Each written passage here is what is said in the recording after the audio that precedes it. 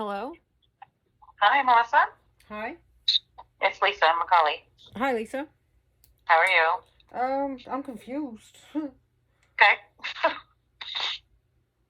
Really About confused. or my conversation with your doctor? No, your message, because one of my appeals going through is actually for meal replacements. I know. So that's what I was confused about too. So I looked at it. So I think we've always said you had already had an appeal on like the Ensure slash Boost, whatever, you know, whatever brand or of that you wanted. So that was already approved. I think the denial of the meal supplements or whatever that appeal was you were looking for some kind of pureed. No, I went to a dietitian because I was having a Yeah. lot of GI issues. Because I was on 3 boosts a day from 2008 until to almost 2020. Okay. So my body couldn't tolerate it anymore, tolerate the liquid anymore. So Okay. when I went to the dietitian recommended pureed or pre-prepared foods because there's days I can barely stand up.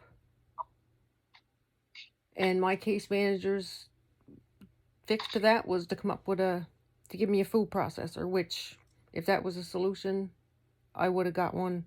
If that was a solution, I wouldn't be asking for this. So Right. we're stuck on semantics again. Okay. All right.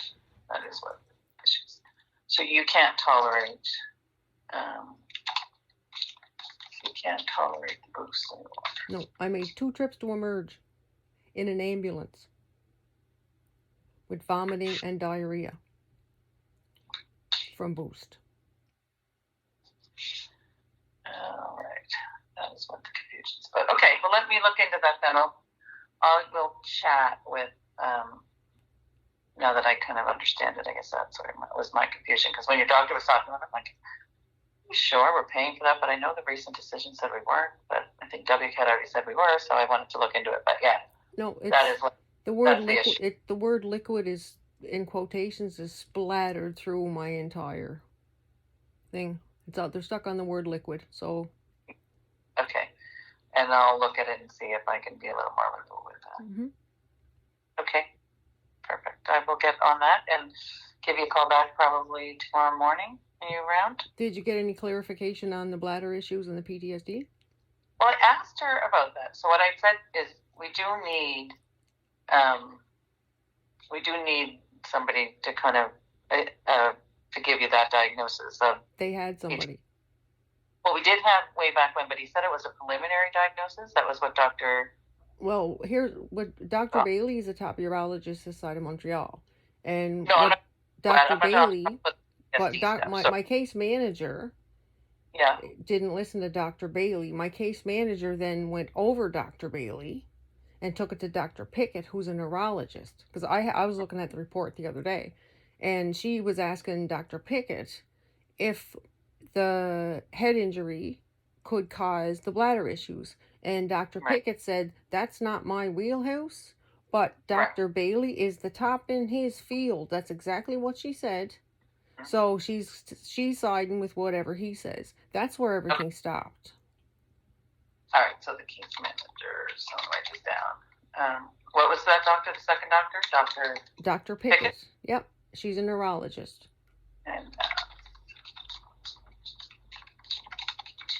she wrote a letter to Dr. Pickett wanting Dr. Pickett to go against Dr. Bailey. Okay, and Dr. Pickett said, nope, he's the top of his field, and I side with him, and that's where everything stopped. Okay. Just like anything else. And the PTSD, I explained to Dr. Couture that because Dr. Goss was it Dr. Goss was the original one? I think so. Yeah, and he said it was a preliminary diagnosis, but then you saw a couple other psychiatrists and they said you didn't have it. So I'm thinking, so I said to her, we can either send you to someone, but she said she thought you already had an appointment with a psychiatrist. Yeah, I see Dr. Christians on April 26th. He'll get it all sorted. I have no doubt about that. Yeah, he'll say you have PTSD. Yep. I don't think he'll have an issue. So when that comes in, let me know. It's unfortunate I had to wait 10 years, though. Well, I know. I agree with that. At least it's legislated. It's legislated presumptive I don't It know. is. They just don't want to be told what to do. That's the bottom line. Well, no, it's so the legislation came in after your claim, right? So I agree that if you filed a claim now and we had a doctor say that you had PTSD, given that you're a first responder, all of those things, it would be accepted. The problem is we have these couple of psychiatrists saying that you don't. That isn't what your diagnosis is. Yeah, so of course. You can't ignore those after presumption comes in. Here's my question though. How come we're still listening to Dr. Vesey's report when it's quite clear that Dr. Vesey didn't have a clue what he was talking about, because he got me mixed up with another patient. The first report I got wasn't even in my name. Then the second report I got had talked about me having breast cancer. There was talk about me having a suicide attempt. There was all kinds of things in there that never happened. Right. So I thought with my last case manager, we clearly stated that report was pretty much done. Right. So, but I guess it's not, because according to my last appeal, or my last hearing officer decision, Dr. Vesey's report is the only thing they have to cling on. Right. So I filed an appeal today for my tribunal, and I filed a Section 7 charter challenge. So let them deal with that. I'm throwing my hands in the air. Let them deal with that. Okay, so I'm just taking notes as I'm doing this. So it's so yeah, Dr. Vesey. Oh.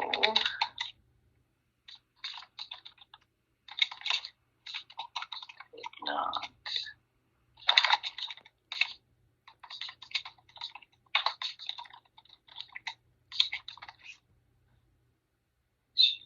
I can rhyme off the errors in that report. Well, first off, he said I was addicted to clonazepam and Zopiclone.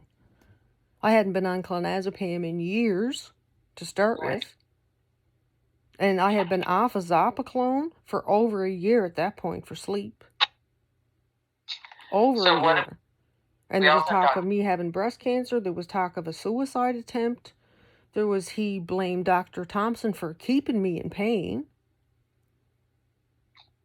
Like, that is probably the worst assessment, and not just because it's mine, I've ever seen in my life. And they are clinging to that like it's gospel. But yet they've got a report from Dr. Gillis that I've finally gotten the full copy of, because for some reason Anastasia wouldn't send me point 4, but now I know why. Because Dr. Gillis clearly lists every single medication I've been on, I've tried, what's failed, what's worked, why he wants to stick with cannabis, why he wants to avoid opioids. It's all right there in one report, Lisa, 4 pages. But there's not one mention of that anywhere, because that doesn't fit their narrative. Right. So, is that, when did you send that in? Dr. Gillis sent that report in 2018. Okay. That's been sitting on my file. There's all kinds of reports like that in my file, Lisa. They just choose to ignore them. Well, and I talked to Dr. Couture about the cannabis thing. There's nothing. I mean, we have a policy kind of. That policy has already been to a tribunal and debunked by the same. Yes, it has, by the same doctor. I know it's gone through the tribunal. It has gone, and it won. It was won.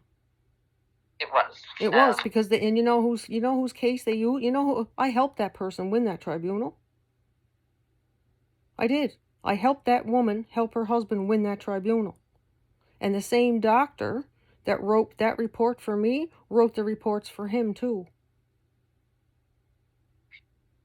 But for some reason they won't listen, because they've dug themselves so deep in a hole, it's looking like they're willing to spend at this point millions of dollars before they'll admit they made a mistake.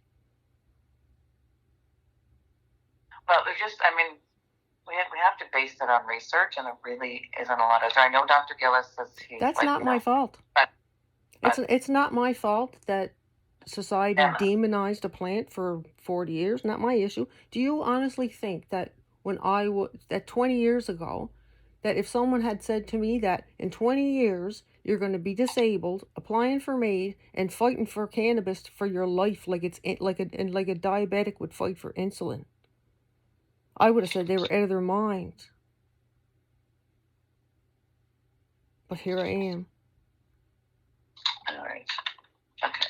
They've already gone through. I just mailed off the appeal this morning with every single tribunal that's gone through since and won. Right. My problem is that I don't have the 3 to 5 years to wait to get there. And I will continue to help other injured workers get their cannabis in the meantime while I wait for my 3 to 5 years. All right. Okay. I'm clear on it now what I'm looking for. So let me do this. Look at this afternoon and see what I can come up with for you tomorrow. While you're doing that, look up the Section 7 charter. Look up that. Yeah, I will. The other issue with the PTSD is there's not just BC, it's Dr. Abbas as well that says no PTSD. Mm-hmm. So, like, I have no doubt. I guess I have no doubt Dr. Christians is going to get it sorted, but I guess my question lies in where I at the jail and everything, I taught DBT. Like, that was part of my job, was to actually teach dialectical behavioral therapy. So that's kind of what's helped me cling to what's left of my sanity up to this point, I guess. Right. So I've kind of gotten this far, like, on my own steam, because I know there's things I can control, there's things I can't, you know what I mean? Like, I've applied all of those skills on my own with no help from workers' compensation. And I've been able to survive. So what happens when it's workers' comp that actually finishes me off?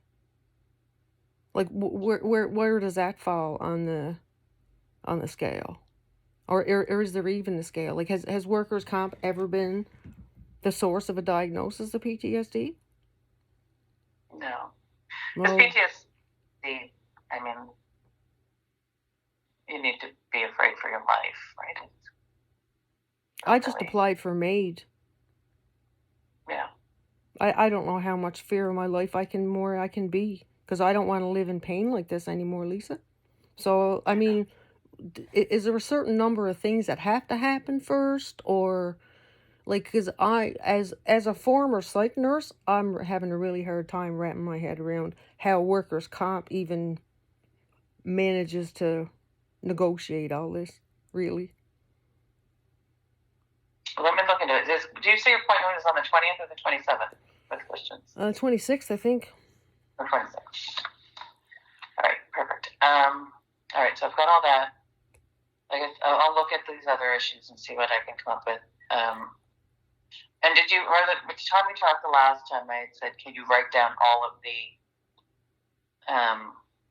traumatic events that you witnessed or experienced through the time you've been working? I wrote some of them down, but you know what? I wouldn't ask my worst enemy to do that, because you're asking me to relive every single trauma I've experienced with zero psych backup and no medication. Like, and you know what? From a professional perspective, that's a dangerous thing to do. Well, I was just trying to, because from... No, it's becoming more and more clear that the people that are making these decisions and dealing with this have zero background in mental health or medicine. Because no one in their right mind, like, I don't mean this in a bad way, Lisa, but I would not ask one of my patients to do that. I would not ask we had a hard time asking the inmates to do the cycle of where they can stop the thing of violence. We had a hard time with them doing that. Dr. Christian should ask you to do this. Oh, he can. He's my psychiatrist. Yeah, but no, if you were going to file a claim, we would. Nobody else should ask me to do that.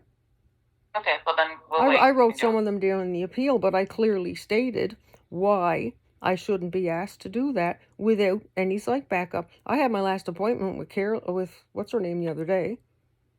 Yeah, Yep. Nope. My case manager refuses to tell her the truth. Refuses. And what is the truth we're not telling her? There's a lot of it, Lisa. There's a lot of it. You know what? You guys all need to get together and have a meeting.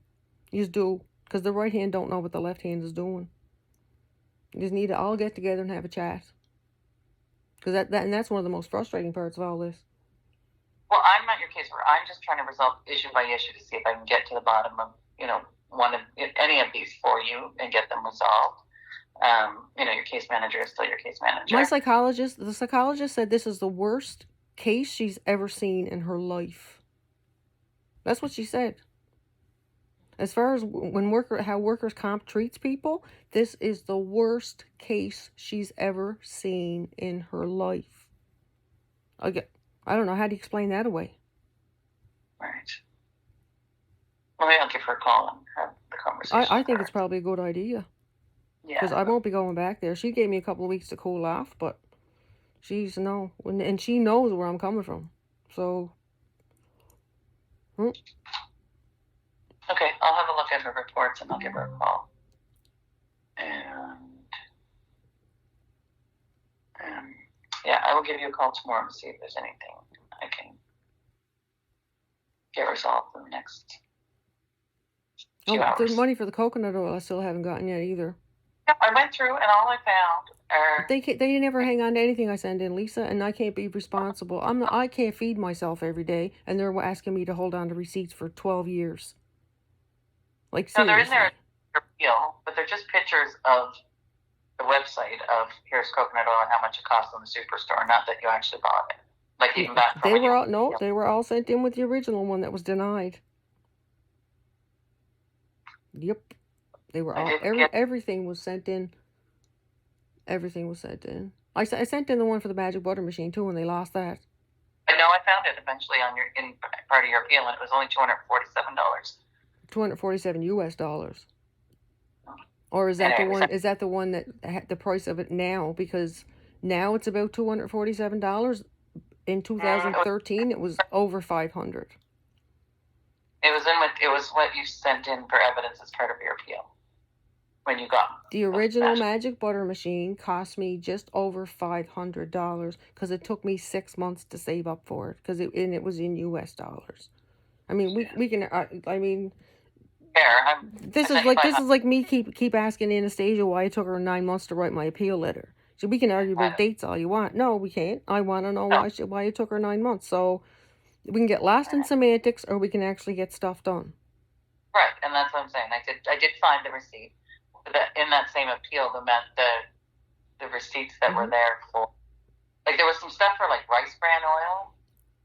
Is that part of it too? That's what I switched over to because my cholesterol was so high. It was a safer option than coconut oil, like for ingestion wise, not for my topicals though, just for ingestion wise. But I haven't put an order in since November, so I'm not making any. Like I just buy my cannabis on the street now. But have we paid for any of your oil yet? They paid for it. They haven't paid for any of my oil, nothing. So it was about $80 a month, and it goes right back to the date of my cannabis prescription.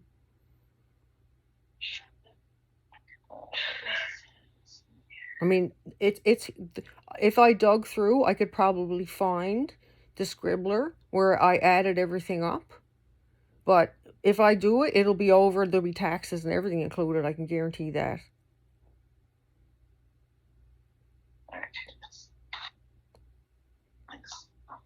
Opening your... That's almost $7,000. And I won that tribunal over a year ago. Almost a year ago. Yeah, it was May. 34.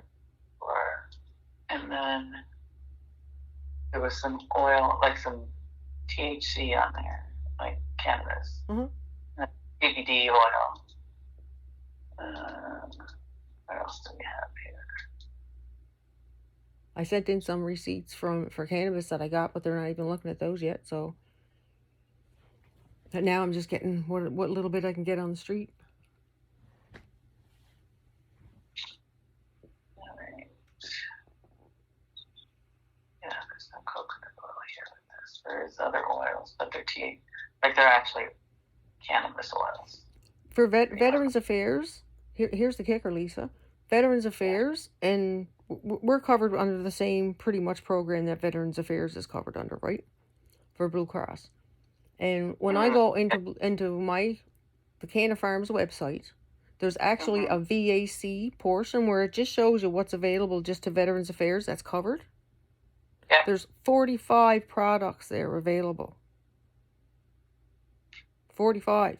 When I click on what's available to me, you know what I get? 5. Yeah. Because for some workers' comp said they're following the policies. Lisa, they're not. That's why there's a Section 7 charter challenge in my appeal. Yeah. Yeah. Because I have a license to grow my own from Health Canada. But I can barely feed myself, so I can't grow my own medicine. So there's a thing called right to access, the ACMPR, the PUPL, they all came in. And they were all challenged in court and won. Okay. So right now you're basically there. Every day that goes by without my medication is 1 day short of my life. And the courts have stated that. So it's workers' comp don't want to pay for it. Bottom line. It's not that we don't want to pay for it. We just want to make sure, when they do the research, that there's actually research that shows that it's beneficial. Well, I know what my research shows is beneficial, Lisa, and I know from 2000. Well, you can ask Dr. Couture this yourself, and she'll tell you straight out because we had this conversation at my last appointment. I said, how many times have I been in your office while I was on cannabis, medicated with cannabis? And she said, you were only here for your PAPs, whatever, checkups, things that I needed. That was it. I didn't need pain medication. I didn't need none. I come off my sleep medications, everything. I was only on cannabis. That was it. And then they pull the plug and I've gone right down the toilet. So if that isn't evidence, because when I was up there, I was volunteering in the community and everything. I'm here in my house. I'm not even unpacked yet. So, they can say what they want. The evidence is out there. Dr. Gillis's report states they just won't listen to it. That's it. They just won't listen to it. So they can say they're following policy. They're not following Health Canada policy because the same Health Canada has given me a license to grow for 8 grams a day with no limitations on THC for the same medical conditions that workers' comp is aware of. So I know. And I know it doesn't seem. No, it don't. It doesn't seem anything, Lisa. It's bullshit. That's the best way I can explain it. It's bullshit. And there's no one that understands this that agrees with it. My last tribunal decision for the magic butter machine, both David Pearson and my employer both stated that workers' comp is overreaching. But statements like that never get addressed. Right. But Claudia Chander has all that. And it's going to be addressed. I might not be here when it is, but it will be. Okay, well, let me get into your file and look at this stuff for you, Melissa. I'll give you a call back tomorrow. What's good for you? Just give my calendar. Anytime. I'm here all day, every day. All right, what about 1 o'clock? Put my calendar. Okay, I'll put in my calendar to give you a call, and we'll chat tomorrow and see what I can come up with by then. Okay? All right, sounds good. Take care. All right. All right, bye-bye.